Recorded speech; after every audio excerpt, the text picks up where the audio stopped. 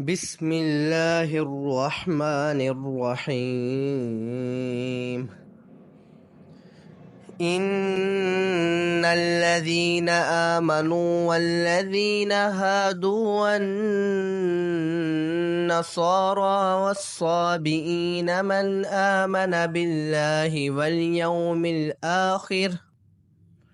واليوم الآخر وعمل صالحا فلهم أجرهم عند ربهم ولا خوف عليهم ولا هم يحزنون.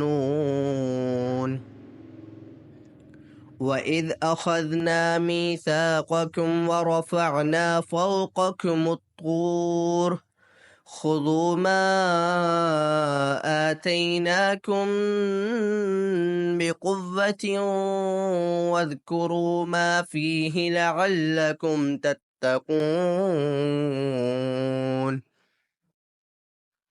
ثم توليتم من بعد ذلك فلولا فضل الله عليكم ورحمته لكنتم من الخاسرين.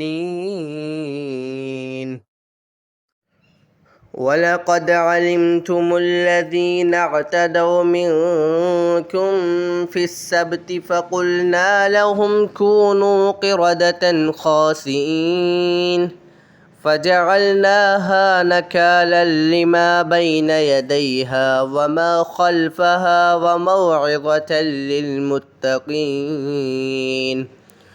وإذ قال موسى لقومه إن الله يأمركم أن تذبحوا بقرة قالوا أتتخذنا هزوا قال أعوذ بالله أن أكون من الجاهلين.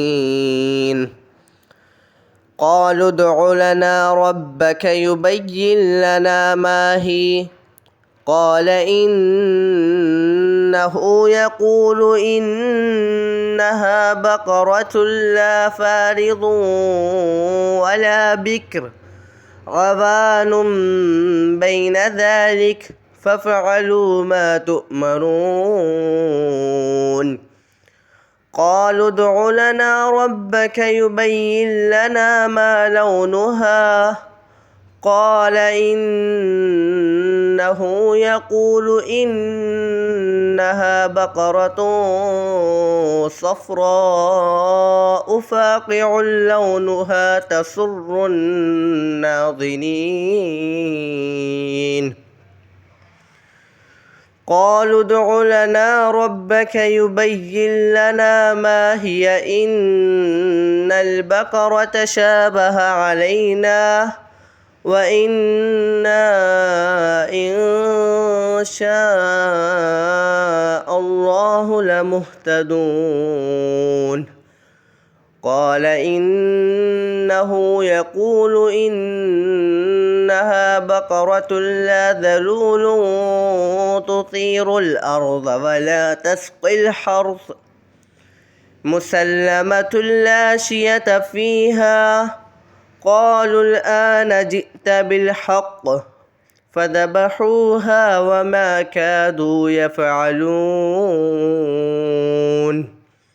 صدق الله العظيم.